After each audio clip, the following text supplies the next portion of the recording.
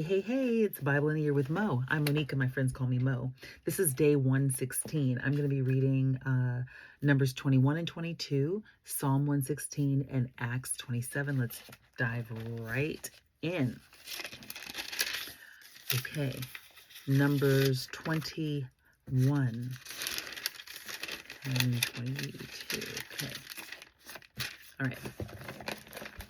When the Canaanite king of Arad, who lived in the Negev, heard that Israel was coming along the road to Atharim, he attacked the Israelites and captured some of them. Then Israel made this vow to the Lord: if you will deliver these people into our hands, we will totally destroy their cities. The Lord listened to Israel's plea and gave the Canaanites over to them. They completely destroyed them and their town, so the place was named Hormah.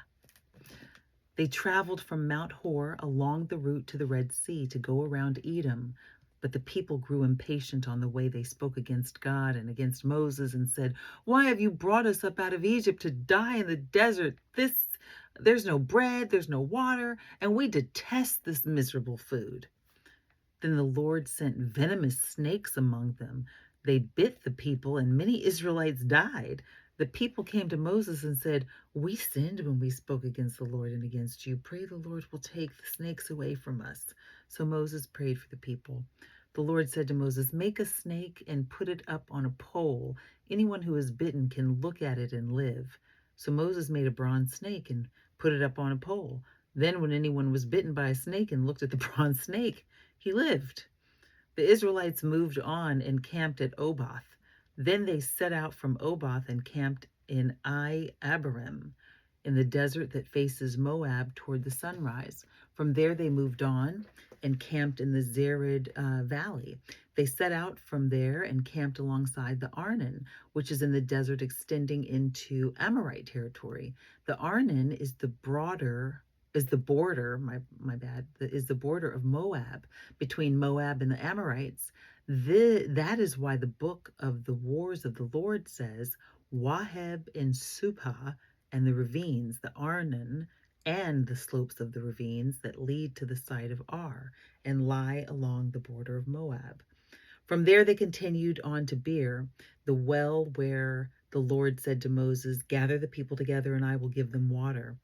Then Israel sang this song: "Spring up, O well, sing about it, about the well that princes dug, that the nobles of the people sank, the nobles with scepters and staffs." I'm not sure exactly how it was supposed to sound, but that was my version. Then they went from the desert to Mattanah, from Mattanah to Nahalil, from Nahalil to Bamoth, and from Bamoth to the valley of Moab, or in Moab, where the top of Pisgah overlooks the wasteland. Israel sent messengers to say to Sihon, king of the Amorites, "Let us pass through your country. We will not turn aside into any field or vineyard or drink water from any well. We will travel along the king's highway until we've passed through your territory." But Sihon would not let Israel pass through his territory. He mustered up his entire army and marched out into the desert against Israel. When he reached Jahaz, he fought with Israel. Israel, however, put him to the sword and took over his land from the Arnon to the Jabbok, but only as far as the Ammonites, because their border was fortified. Israel captured all the cities of the Amorites and occupied them, including Heshbon and all its surrounding settlements. Heshbon was the city of Sihon, king of the Amorites, who had fought against the former king of Moab and had taken from him all his land as far as the Arnon. That is why the poets say, "Come to Heshbon and let it be rebuilt. Let Sihon's city be restored." Fire went out from Heshbon, a blaze from the city of Sihon. It consumed Ar of Moab, the citizens of Arnon's heights. Woe to you, O Moab! You are destroyed, O people of Chemosh. He has given up his sons as fugitives and his daughters as captives to Sihon, king of the Amorites. But we have overthrown them. Heshbon is destroyed all the way to Dibon. We have demolished them as far as Napa, which extends to Medeba. So Israel settled in the land of the Amorites after Moses had sent spies to Jazer. The Israelites captured its surrounding settlements and drove out the Amorites who were there. Then they turned and went up along the road towards Bashan, and Og, king of Bashan, and his whole army marched out to meet them in the battle of Edrei. The Lord said to Moses, "Do not be afraid of him, for I have handed him over to you with his whole army and his land. Do to him what you did to Sihon, king of the Amorites, who reigned in Heshbon." So they struck him down together with his sons and his whole army, leaving them no survivors, and they took possession of his land. Numbers 22. Then the Israelites traveled to the plains of Moab and camped along the Jordan across from Jericho. Now Balak, son of Zippor, saw all that Israel had done to the Amorites, and Moab was terrified because there were so many people. Indeed, Moab was filled with dread because of the Israelites. The Moabites said to the elders of Midian, "This horde is going to lick up everything around us as an ox licks up the grass of the field." So Balak, son of Zippor, who was king of Moab at the time, sent messengers to summon Balaam, son of Beer, who was at Pethor, near the river in his native land. Balak said, "A people has come out of Egypt. They cover the face of the land and have settled next to me. Now come and put a curse on these people because they're too powerful for me. Perhaps then I'll be able to defeat them and drive them out of my country, or out of the country. For I know that those you bless are blessed, and those you curse are cursed." The elders of Moab and Midian left, taking with them the fee for divination. When they came to Balaam, they told him what Balak had said. "Spend the night here," Balaam said to them, "and I will bring you back the answer the Lord gives me." So the Moabite princes stayed with him. God came to Balaam and asked, "Who are these men with you?" Balaam said to God, "Balak, son of Zippor, king of Moab, sent me this messenger. A people that has come out of Egypt covers the face of the land. Now come and put a curse on them for me. Perhaps then I'll be able to fight them and drive them away." But God said to Balaam, "Do not go with them. You must not put a curse on those people because they are blessed." The next morning, Balaam got up and said to Balak's princes, "Go back to your own country, for the Lord has refused to let me go with you." So the Moabite princes returned Balak and said, "Balaam refused to come with us." Then Balak sent other princes, more numerous and more distinguished than the first. They came to Balaam and said, "This is what Balak, son of Zippor, says. Do not let anything keep you from coming to me, because I will reward you handsomely and do whatever you say. Come and put a curse on these people for me." But Balaam answered them, "Even if Balak gave me his palace filled with silver and gold, I could not do anything great or small to go beyond the command of the Lord my God. Now, stay here tonight as the others did, and I will find out what else the Lord will tell me." That night God came to Balaam and said, "Since these men have come to summon you, go with them, but do only what I tell you." Balaam got up in the morning, saddled his donkey, and went with the princes of Moab. But God was very angry when he went, and the angel of the Lord stood in the road to oppose him. Balaam was riding on his donkey, and two servants were with him. When the donkey saw the angel of the Lord standing in the road with a drawn sword in his hand, she turned off the road into a field. Balaam beat her to get her back onto the road. Then the angel of the Lord stood in a narrow path between two vineyards with walls on both sides. When the donkey saw the angel of the Lord, she pressed close to the wall, crushing Balaam's foot against it. So he beat her again. Then the angel of the Lord moved on ahead and stood in the narrow place where there was no room to turn, either to the right or to the left. When the donkey saw the angel of the Lord, she lay down under Balaam, and he was angry and beat her with his staff. Then the Lord opened the donkey's mouth, and she said to Balaam, "What have I done to you to make you beat me these 3 times? Balaam answered the donkey, You've made a fool of me. If I had a sword in my hand, I'd kill you right now. The donkey said to Balaam, Am I not your own donkey, which you have always ridden to this day? Have I been in the habit of doing this to you? No, he said. Then the Lord opened Balaam's eyes, and he saw the angel of the Lord standing in the road with his sword drawn. So he bowed low and fell face down. The angel of the Lord asked him, Why have you beaten your donkey these 3 times? I've come here to oppose you because your path is a reckless one before me. The donkey saw me and turned away from me these 3 times. If she had not turned away, I would certainly have killed you by now, but I would have spared her. Balaam said to the angel of the Lord, I have sinned. I did not realize you were standing in the road to oppose me. Now, if you were displeased, I'll go back. The angel of the Lord said to Balaam, Go with the men, but speak only what I tell you. So Balaam went with the princes of Balak. When Balak heard that Balaam was coming, he went out to meet him at the Moabite town on the Arnon border, at the edge of his territory. Balak said to Balaam, Did I not send you an urgent summons? Why didn't you come to me? Am I really not able to reward you? Well, I have come to you now, Balaam replied, but can I just say anything? I must speak only what God puts in my mouth. Then Balaam went with Balak to Kiriath Huzoth. Balak sacrificed cattle and sheep and gave some to Balaam and the princes who were there with him. The next morning Balak took Balaam up to Bamoth Baal, and from there he saw part of the people. Okay. Psalm 116.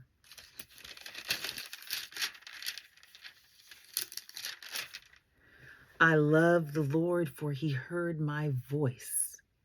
He heard my cry for mercy because he turned his ear to me. I will call on him as long as I live.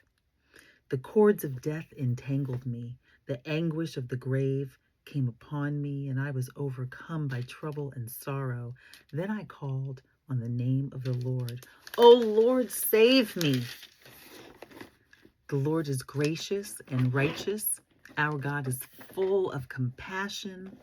The Lord protects the simple-hearted. When I was in great need, he saved me. Be at rest once more, O my soul, for the Lord has been good to you. For you, O Lord, have delivered my soul from death, my eyes from tears, my feet from stumbling, that I may walk before the Lord in the land of the living. I believed, therefore I said, I am greatly afflicted. And in my dismay I said, all men are liars. How can I repay the Lord for all his goodness to me? I will lift up the cup of salvation and call on the name of the Lord. I will fulfill my vows to the Lord in the presence of all his people. Precious is the sight of the Lord, is the death of his saints. O Lord, truly I am your servant. I am your servant, the son of your maidservant. You have freed me from my claims. I'm going to say the daughter of your maidservant. I will sacrifice a thank offering to you and call on the name of the Lord. I will fulfill my vows to the Lord in the presence of all his people, in the courts of the house of the Lord, in the midst, O Jerusalem. Praise the Lord. And now Acts 27. Acts 27. Here we are. When it was decided that we would sail for Italy, Paul and some other prisoners were handed over to a centurion named Julius, who belonged to the imperial regiment. We boarded a ship from Adramyttium, about to sail for ports along the coast of the province of Asia, and we put out to sea. Aristarchus, a Macedonian from Thessalonica, was with us. The next day we landed at Sidon, and Julius, in kindness to Paul, allowed him to go to his friends so they might provide for his needs. From there we put out to sea again and passed to the to the lee of Cyprus because the winds were against us. When we had sailed across the open sea off the coast of Cilicia and Pamphylia, we landed at Myra in Lycia. There, the centurion found an Alexandrian ship sailing for Italy and put us on board. We made slow headway for many days and had difficulty arriving off Cnidus. When the wind did not allow us to hold our course, we sailed to the Isle of Crete, opposite Salmone. We moved along the coast with difficulty and came to a place called Fair Havens near the town of Lasea. Much time had been lost, and sailing had already become dangerous because by now it was after the fast. So Paul warned them, "Men, I can see that our voyage is going to be disastrous and bring great loss to ship and cargo and to our own lives also." But the centurion, instead of listening to what Paul said, followed the advice of the pilot and of the owner of the ship. Since the harbor was unsuitable to winter and the majority decided that we should sail on, hoping to reach Phoenix and winter there. This was a harbor in Crete facing both southwest and northwest. The storm. When a gentle south wind began to blow, they thought they had obtained what they wanted, so they weighed the anchor and sailed along the shore of Crete. Before very long, a wind of hurricane force came, called the northeaster, swept down from the island. The ship was caught by the storm and could not head into the wind, so we gave way to it and were driven along. As we passed to the lee of a small island called Cauda, we were hardly able to make the lifeboat secure. When the men had hoisted it aboard, they passed ropes under the ship itself to hold it together. Fearing that they would run aground on the sandbars of Syrtis, they lowered the sea anchor and let the ship be driven along. We took such a violent battering from the storm that the next day they began to throw the cargo overboard. On the third day, they threw the ship's tackle overboard with their own hands. When neither sun nor stars appeared for many days and the storm continued raging, we finally gave up on all hope of being saved. After the men had gone for a long time without food, Paul stood up before them and said, "Men, you should have taken my advice not to sail from Crete. Then you would have spared yourselves this damage and loss. But now I urge you to keep up your courage because not one of you will be lost. Only the ship will be destroyed. Last night, an angel of the God whose I am, last night an angel of the God whose I am and whom I serve stood beside me and said, 'Do not be afraid, Paul. You must stand trial before Caesar, and God has graciously given you the lives of all who sail with you. So keep up your courage, men, for I have faith in God that it will happen just as he told me. Nevertheless, we must run aground on some island.' On the 14th night, we were still being driven across the Adriatic Sea. When about midnight, the sailors sensed they were approaching land. They took soundings and found that the water was 120 feet deep. A short time later, they took soundings again and found that it was 90 feet deep. Fearing that we would be dashed against the rocks, they dropped 4 anchors from the stern and prayed for daylight. In an attempt to escape from the ship, the sailors let the lifeboat down into the sea, pretending they were going to lower some anchors from the bow. Then Paul said to the centurion and the soldiers, "Unless these men stay with the ship, you cannot be saved." So the soldiers cut the ropes that held the lifeboat and let it fall away. Just before dawn, Paul urged them all to eat. "For the last 14 days," he said, "you have been in constant suspense and have gone without food. You haven't eaten anything. Now I urge you to take some food. You need it to survive. Not one of you will lose a single hair from his head." After he said this, he took some bread and gave thanks to God um, in front of them all. Then he broke it and began to eat. They were all encouraged and ate some food themselves. Altogether, there were 276 of us on board. When they had eaten as much as they wanted, they lightened the ship by throwing the grain into the sea. When daylight came, they did not recognize the land, but saw a bay with a sandy beach where they decided to run the ship aground if they could. Cut ropes that held the rodders. No, no, no, no. Cutting loose the anchors, they left them in the sea and at the same time untied the ropes that held the rudders. Then they hoisted the foresail to the wind and made for the beach. But the ship struck a sandbar and ran aground.